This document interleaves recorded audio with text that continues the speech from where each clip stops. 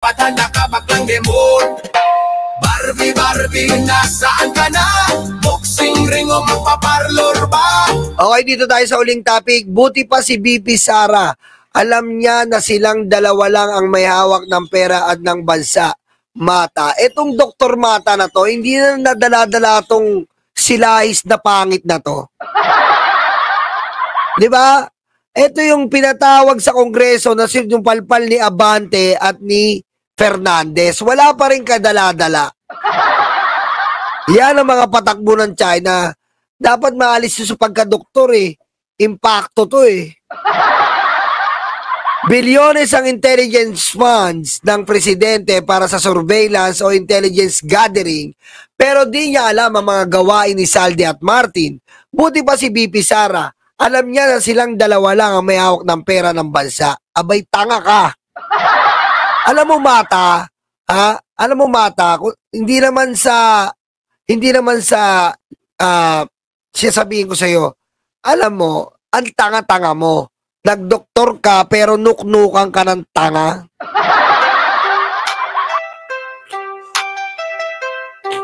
Oo. Diba? Oo, bilyones ang intelligence funds ng Pangulo. Huwag kang bobo. Ha? Ang intelligence funds ng Pangulo, hindi lang naman hawak niya lahat yun eh. Diyan muna tayo. Hindi lang naman sa kanya yun eh. Nakalatag yon sa buong gabinete. Sa buong Pilipinas na nasasakupan. Si Sara. Nagalit si Pulo. Buti pa si BP Sara. Si Sara, wala dapat intelligence pan yan. Tanga, matang tanga. Si Lenny, walang intelligence funds, confidential funds. Ha? Si Jojo Marbinay, si Noli De Castro, walang confidential funds. Tatanga-tanga ka na naman, Mata. Kamata-mata ka talaga eh. Ha? Hindi pwedeng dila ka lang ng dila sa kuyukot. Ganyan ba yung estado ng kaalaman ng isang doktor? Ganyan ka kabobo? Ang tagal mo na nagpupolitika? May masabi ka lang na si Marcos, bilyones ang intelligence fund. Si Sara, wala nga confidential funds, intelligence funds, nagkaroon. Okay, kung titignan mo yung pattern na pinanggalingan. Mula kay Lenny. Tapos sasabihin niya, inimbestigahan ko ang laptop ni Saldi ko. Ibig sabihin, kura ko tatay niya.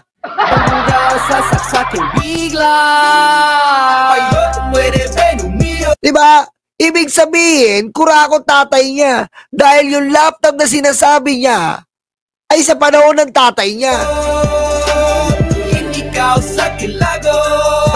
Bakit hindi nalaman ng tatay niya yun na very very good sa mga mata ng mga DDS na nagtutulungan luga? At paano iimbestigahan ni Sara? Ang laptop na ang sabi ng Gina Acosta nagpatay-patay na, si Gina Acosta at si Sulaika na patay na, camera.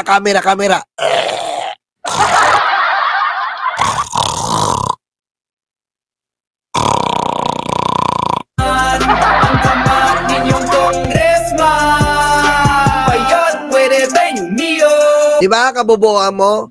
Ang sabi ni Gina Acosta, winidraw ang pera sa land bank, diniretso sa natanggal na sila chika. Bakit diniretso doon? Ano sabi ni Gina? Sabi po ni Mami sana. Anong sabi ni Miss Pinkin? Ano ba yan si Mami Sara mo? Napaka-impaktita yan! Magdanakaw!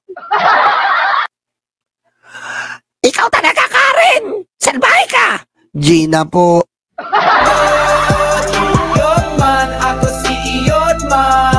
Diba?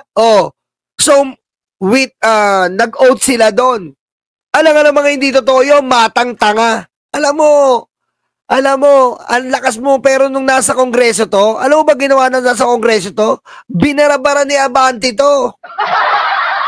Di ba? Binarabara, sabi niya, huwag niyo naman po sabihan ng tanga. Sabi ni Abante ni Fernandez, sila ang nagsabi ng tanga. Tahimik siya eh. Sila ang nagsabi ng tanga. Tanga ka pala eh.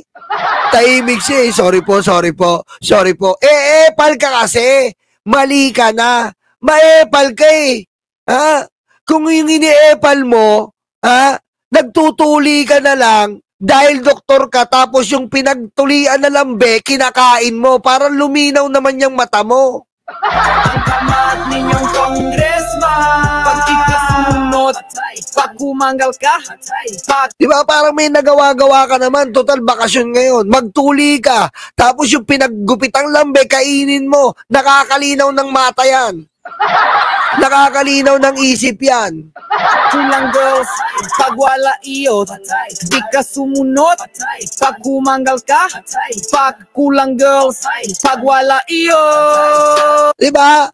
Hindi yung ganyan. Ang ganyan, bilyones ng intelligence ang Pangulo. Tapos meron pa si Sasot. Di ba?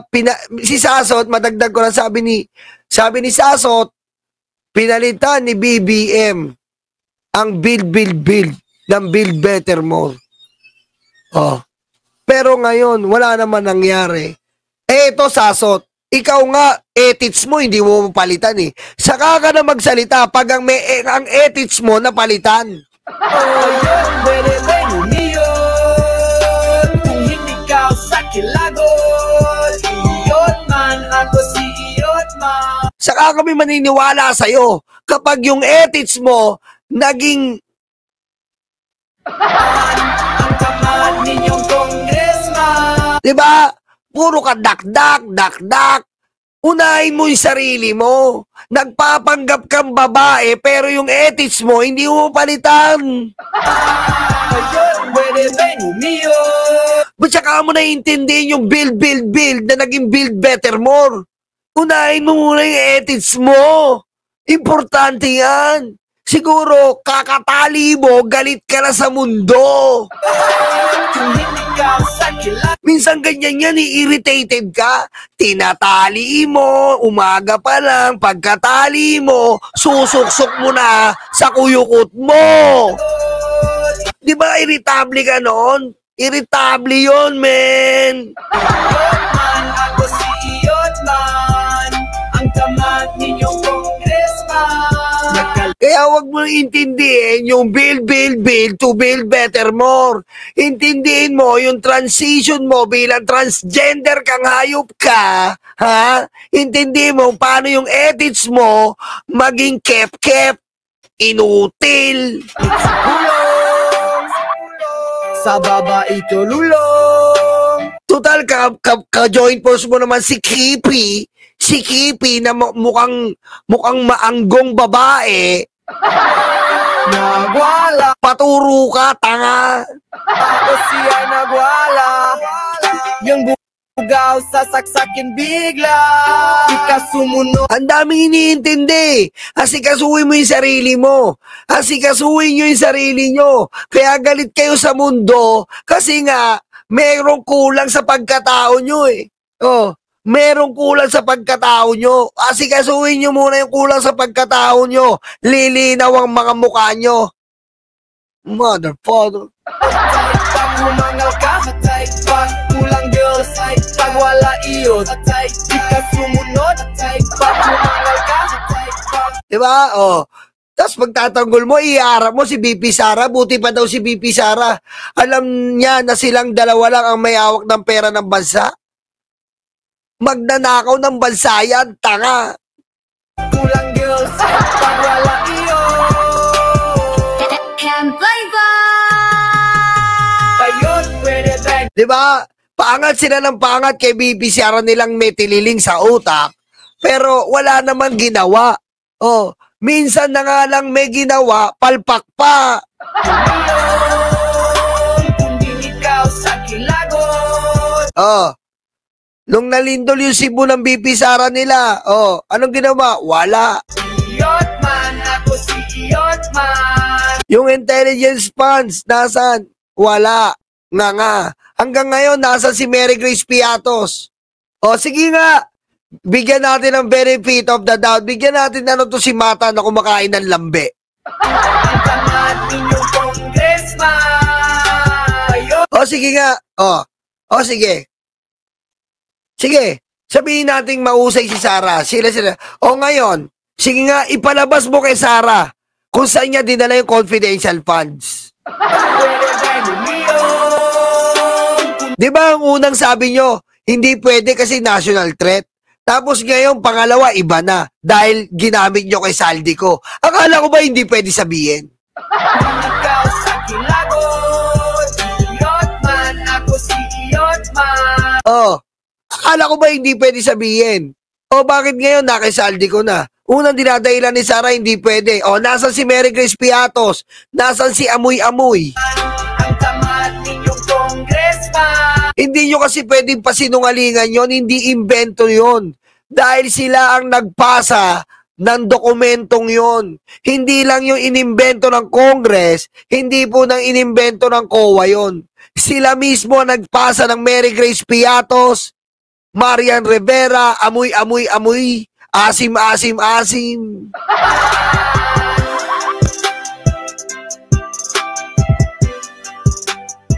Diba? Yan ang po ang kulang sa mga DDS, lalo to si Mata na kumakain ng lambe at si Sasot na inuuna pa daw ng replace pero yung ethics niya hindi pa yan nire-replace. Wala po silang concrete facts.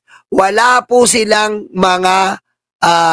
wala po silang maibigay na mga dokumento na magpapatunay sa kanilang sinasabi. Kaya nga nasa TRICOM yan eh.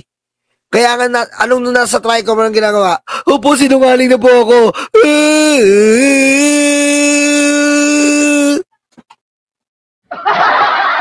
Diba, hindi pa tinatanong, umami na sinungaling siya.